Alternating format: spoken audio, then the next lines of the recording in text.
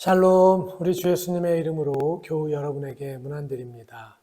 오늘은 절기상 성령 강림절입니다. 그리고 또 요한 웨슬리 회심 기념 주일입니다. 그래서 저희 교회는 오늘 웨슬리의 말씀을 상고했는데요. 그 제목이 질그릇에 담긴 하늘의 보배입니다. 성경 본문은 고린도후서 4장 7절에 있는 말씀입니다. 산속에 있는 저희 교회에 있다 보면 재미있는 일들이 많습니다.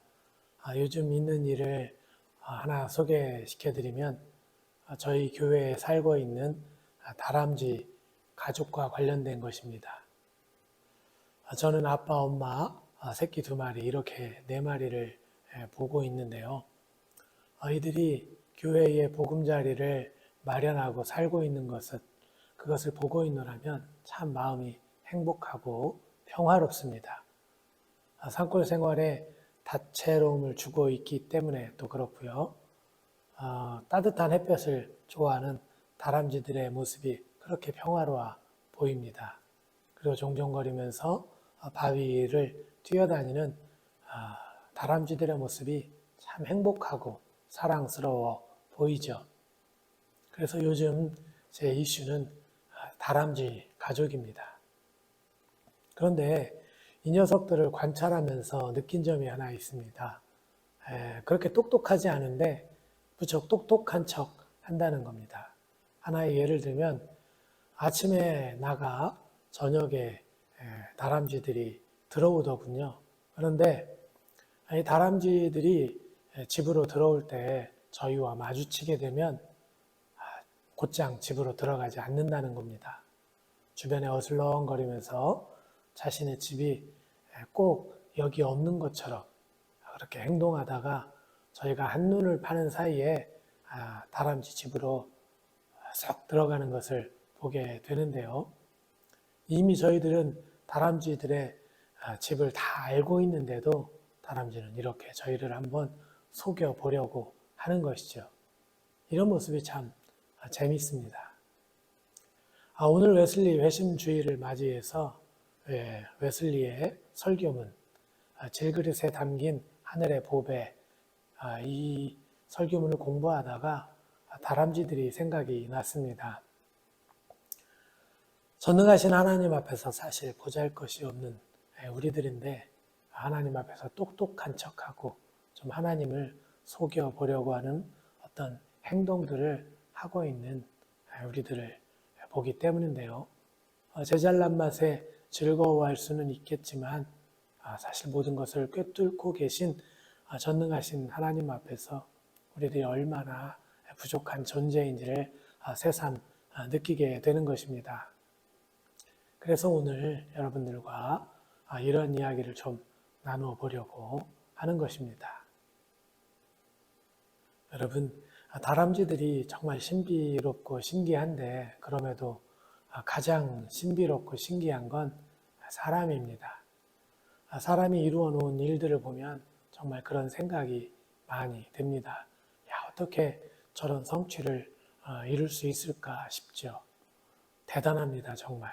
그런데 반대로 사람들에게 이로움을 주는 것이 아니라 사람들에게 해로움을 주는 또 사람들입니다.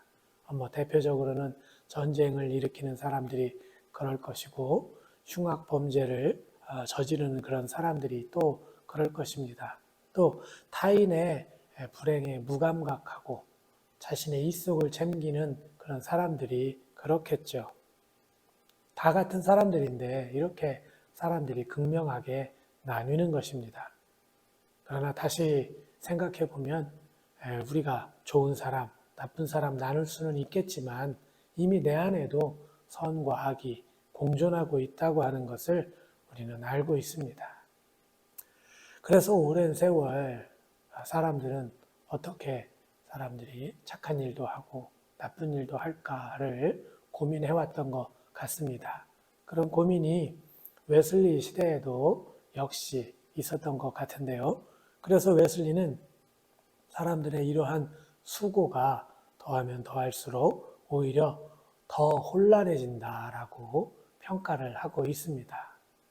그런데 성경은 이에 대한 명확한, 분명한 답을 주고 있다. 그렇게 웨슬리 목사님이 말하고 있습니다.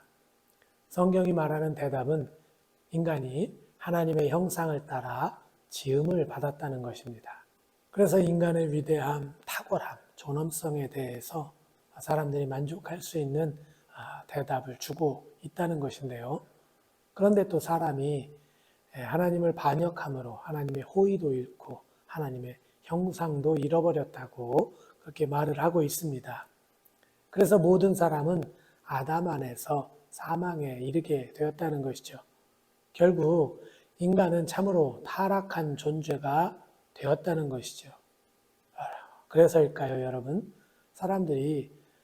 사람들로부터 상처를 받거나 또 실망했을 때 이런 이야기들을 하는 것 같습니다. 짐승이 사람보다 낫다. 실제로 동물을 연구하고 관찰하고 또 그들과 살다 보면 사람들보다 더 충직하고 또 따뜻하다는 그런 느낌을 가질 때가 많습니다. 그만큼 하나님을 배반하고 자신의 이익을 위해 사는 인간의 모습이 짐승들보다 추악하다고 여기게 되는 것이죠.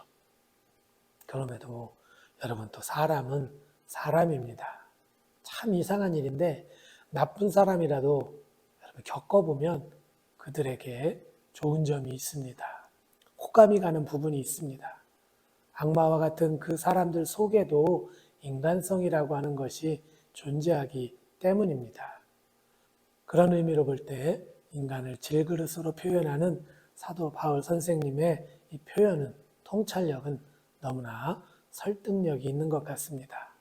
그래서 웨슬리도 질그릇을 이렇게 말하고 있습니다. 이 말은 그릇의 연약함과 재질의 보잘것없음을 잘 드러내고 있습니다. 질그릇이 얼마나 약하고 깨지기 쉽습니까? 약하고 깨어지기 쉬운 존재, 그것이 바로 질그릇 같은 인간입니다. 하나님의 형상으로 지음을 받은 인간은 애초에 선과 악에 대해서 어느 정도 판단력을 갖고 있습니다. 그렇지 않습니까? 그럼에도 이 온전한 선을 이루며 살아가는데 사람들은 무척 애를 먹죠. 유혹이 많기 때문입니다.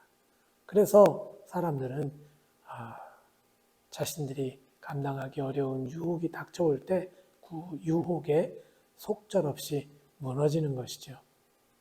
여러분, 유혹에 넘어간 대표적인 사람이 누구입니까? 아담과 하와 아닐까요? 이들이 유혹에 넘어가 지은 죄가 죄의 원형입니다. 그래서 우리는 이것을 원죄라고 부릅니다.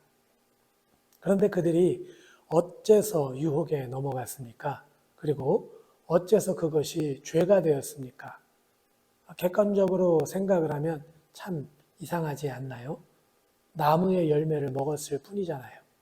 보암직도 하고 먹음직도 하고 지혜롭게 할 만큼 탐스러워서 나무의 열매를 먹었습니다. 그런데 이러한 행동이 에덴 동산에서 쫓겨나고 온 인류에게 죄가 전가될 만큼 흉악한 죄인지 참 궁금합니다. 그리고 성경에 나오는 뿌리 깊은 저주까지 감당해야 할 만큼 흉악한 죄인가 생각해 보게 되는 것이죠. 오늘의 법의 기준으로 아담과 하와가 지은 그 죄를 판결한다면 과연 그들에게 어떤 처벌이 내려질까요? 오늘 우리들이 그들의 죄를 아무리 나쁘게 본다 해도 과연 그렇게 커다란 잘못으로는 보이지 않습니다. 그렇지 않습니까? 그러므로 아담과 하와가 선악을 알게 하는 나무의 열매를 먹었다고 하는 것, 그래서 인류가 피할 수 없는 죄의 저주를 받았다고 하는 이 원죄의 이야기는 죄의 속성을 다루고 있다는 것입니다. 여러분, 다시 한번 생각해 보십시오. 아담과 하와가 얼마나 많은 축복을 받았습니까? 그들은 이 세상에서 가장 좋은 환경에서 살고 있었습니다. 에덴 동산에서 살고 있었기 때문입니다. 그래서 그들은 먹고 마시는데 제한이 없었습니다. 뿐만이 아니라 그들이 가지고 있는 능력 또한 대단했습니다. 이처럼 그들은 세상에 부러울 것이 하나도 없는 그런 사람들이었습니다. 우리들은 상상할 수 없는 부자들을 동경하기도 하고, 그래서 무엇 하나 부족함이 없는 그들처럼 살고 싶어 하지만 아담과 하와는 이미 그러한 삶을 살고 있었다는 것입니다. 그런데 여러분, 그들에게 부족한 것이 딱 하나 있었습니다. 무엇일까요? 네, 그렇습니다. 바로 하나님이 될 수 없다는 것입니다. 다 가지고 있었고 모든 것을 누리고 있었음에도 불구하고 그들은 하나님이 될 수 없었습니다. 그래서 뱀은 유혹합니다. 너희가 그것을 먹는 날에는 너희 눈이 밝아져 하나님과 같이 되어 선악을 알 줄 하나님이 아심이니라. 여러분, 이것이 유혹입니다. 그리고 이 유혹에 넘어가는 것이 죄입니다. 이러한 죄를 또 누가 지었을까요? 전승에 의하면 우리가 사단이라고 부르는 루시퍼가 지은 죄 또한 이와 같습니다. 루시퍼는 위대한 전사였지만 하나님이 될 수 없었고, 그래서 하나님의 권위에 도전하다가 심판을 받게 되었습니다. 이처럼 사단이 지은 죄가 아담과 하와가 지은 죄와 다를 바가 없다고 하는 것은 오늘 우리들에게 시사하는 바가 있다 하겠습니다. 그리고 이제 죄의 유혹 앞에서 나약하기 그지없는 인간을 성경은 이렇게 평가하는 것이죠. 질그릇. 분명 쓰임새가 있는 존재이지만 언제 깨질지 모르는 나약하고 위태로운 존재. 이것이 바로 인간의 본 모습입니다. 그러므로 사실 죄와 너무 가깝고 언제 죄에 넘어갈지 모릅니다. 죄를 지을 필요가 없이 풍성히 누리고 있고 모든 것이 채워져 있어도 여전히 죄를 지을 가능성이 있는 존재가 바로 우리들인 것입니다. 혹시 유혹에 참지 못하는 것이 무슨 큰 잘못인가라고 생각할 수도 있겠습니다. 하지만 우리는 경험적으로 또 교훈을 통해서 유혹에 빠지는 것이 죄의 출발이고 죄의 결과라고 하는 것을 잘 알고 있습니다. 모든 죄가 여기 있기 때문입니다. 그러므로 이러한 인간이 죄를 짓는 것, 죄에 빠지는 것, 이것은 너무나 당연한 일 같습니다. 그래서 인간에게 소망이 없는 것이죠. 사람들이 인간보다 짐승이 더 낫다고 생각하게 되는 이유도 여기에 있는 것처럼 보입니다. 그런데 여러분, 이렇게 나약하기 그지없는 인간을 하나님이 사랑하셨습니다. 참으로 기가 막힌 이야기입니다. 그래서 하나님과 화해하고 하나님과 함께하는 것이 인간에게 구원인 것입니다. 그 막힌 담을 우리 예수님께서 하셨고 하나님께로 가는 생명의 길을 놓아주신 것입니다. 그 복되고 아름다운 하나님의 형상을 잃어버리고 추악하고 더러운 죄와 동행하는 인간에게 축복의 통로가 열리도록 허락하신 것이죠. 그래서 질그릇인 인간들이 비로소 하늘의 보배를 담게 되었습니다. 그 하늘의 보배에 대해서 웨슬리는 이렇게 말합니다. 하나님으로부터 받은 믿음, 죽음을 두려워하지 않게 하며 모든 것에 만족함을 누리게 하는 평화, 다가올 세상의 권능을 이미 맛보게 하는 불멸에 충만한 소망, 모든 인간에 대한 사랑과 함께 그들 마음에 부어지는 하나님을 향한 사랑, 하나님의 모든 형상, 모든 의와 참 거룩함의 회복을 의미합니다. 그렇다면 하나님께서는 질그릇인 인간들에게 어째서 하늘의 보화를 담게 하셨을까? 웨슬리는 사도 바울 선생님이 이미 말씀 속에서 답을 주고 있다 말하고 있습니다. 이는 심히 큰 능력은 하나님께 있고 우리에게 있지 아니함을 알게 하려 함이라. 의심할 여지 없이 인간 스스로 작고 불쌍하며 비천하고 초라한 존재라는 것을 인식하도록, 그래서 하나님 앞에 겸손하게 하는 것이 하나님의 주요한 계획이었다는 것입니다. 사랑하는 교우 여러분, 오늘은 성령 강림절이고 또 웨슬리 회심 기념 주일입니다. 그래서 보통은 올더스케인 모임에서 로마서를 읽다가 성령의 감동 속에 회심한 웨슬리의 일화를 나누게 되는데요. 저는 웨슬리 목사님이 소천하시기 전에 쓴 질그릇에 담긴 하늘의 보배라는 이 설교에 커다란 은혜가 되었습니다. 오늘 설교문은 웨슬리 목사님이 돌아가시기 1년 전에 작성하셨고 또 돌아가신 후 1년 된 때에 출판된 설교문입니다. 소위 유작이라 불리기에 손색이 없습니다. 그래서였는지 저에게 일생을 감리교 운동에 헌신하고 복음의 진리를 사수하기 위해 쓴 신앙의 대가의 숨결처럼 여겨졌습니다. 오늘 메시지 속에서 얻는 결론은 여러분 우리가 질그릇이라는 것입니다. 그런데 우리에게 하나님의 은혜가 임했다는 것이죠. 사람들이 이것을 명심해야 한다는 것입니다.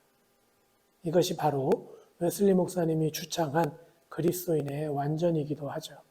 나는 죽고 주가 살아야 비로소 그리스도인이 완전해질 수 있는 것입니다. 그리스도인들 스스로 완전해질 수 있다고 믿는 것은 교만입니다. 그리스도인이 스스로 무언가를 할 수 있다고 생각하고 무언가를 해냈다고 평가하는 건 모두가 교만인 것이죠. 그러므로 우리는 믿음의 길을 들어섰다고 안심할 것이 아니라 여전히 우리가 질그릇임을 인식해야 할 것입니다. 오로지 우리의 구원은 하나님께 있음을 고백해야 하는 것이죠. 너희는 여호와를 영원히 신뢰하라. 주 여호와는 영원한 반석이심이로다. 사랑하는 교우 여러분, 구원은 흉악한 죄인이 하나님의 자녀로 용납되는 것입니다. 그래서 거룩하고 자비로우신 하나님과 함께하는 것입니다.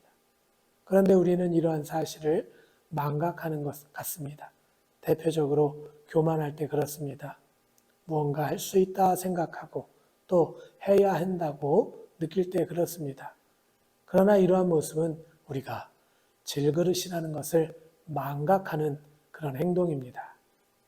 그러므로 깨어지기 쉬운 나약하고 연약한 우리 안에 하나님의 위대한 보물을 얻은 것처럼 이 사실에 감격하고 감사하고 기뻐하면서 하나님께 감사와 찬양의 영광을 돌려드리는 저와 여러분 모두가 되어야겠습니다.